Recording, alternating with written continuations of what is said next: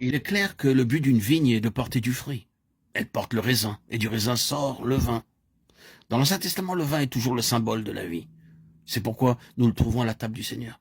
Il représente son sang, et en lui est la vie. Il l'a appelé lui-même le fruit de la vigne. Il n'a pas dit « je ne boirai plus de mon sang » jusqu'au jour où je le boirai nouveau dans le royaume de Dieu.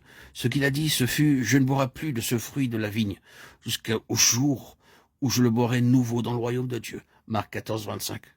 Le raisin et le vin sont les symboles de la vie. L'ancien Israël avait été appelé à apporter la vie de Dieu à toutes les nations. Lorsque nous lisons les évangiles et que nous voyons quelle sorte de fruits Israël apportait, nous trouvons une chose toute différente de la vie. C'est réellement la mort. Le fruit était aigre. Tous ceux qui mangèrent du fruit de cet Israël se détournèrent en disant « Nous n'en voulons plus ». Ce n'était pas la vie, c'était la mort. Les évangiles contiennent simplement toute cette vérité. Jésus a dit « Je suis le vrai cep », Jean 15, 1. En lui était la vie, et la vie était la lumière des hommes, Jean 1, 4. Le visage des hommes s'éclairait lorsqu'il l'avait goûté, lui. Avons-nous remarqué l'une des choses qui nous est dite au sujet de la vigne dans l'Ancien Testament?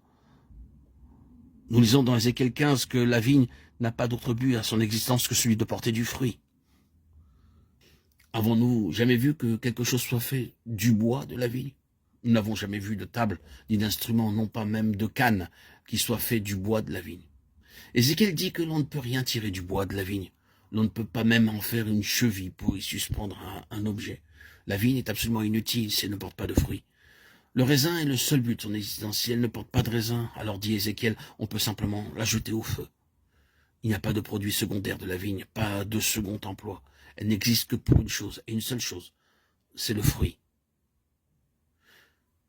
Dieu avait levé l'ancien Israël afin qu'il porte son fruit divin de vie et de lumière aux nations. Mais Israël manqua à sa tâche. Dieu n'avait pas d'autre but pour un tel Israël. Il dit donc, jetez-le dans le feu. Il a fait cela il y a plus de 20 siècles, et c'est là qu'est Israël maintenant.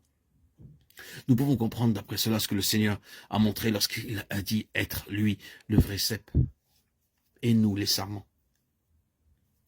Le vrai cep est celui qui remplit le seul et unique but de son existence. Jésus ramène ainsi cette illustration sur lui-même et sur son Église. Et nous voyons très clairement quelle est la nature du Seigneur Jésus. Il veut atteindre tous les hommes, embrasser le monde tout entier. Il appelle toutes les nations dans son cœur. Tous les hommes sont l'objet de son intérêt, et non pas une seule nation. Il a dit à ses disciples, allez donc et faites des disciples de toutes les nations. Matthieu 28, 19. C'est la nature même de Jésus de faire cela. Il lui est tout à fait étranger d'être exclusif, petit et étroit, et préoccupé de soi.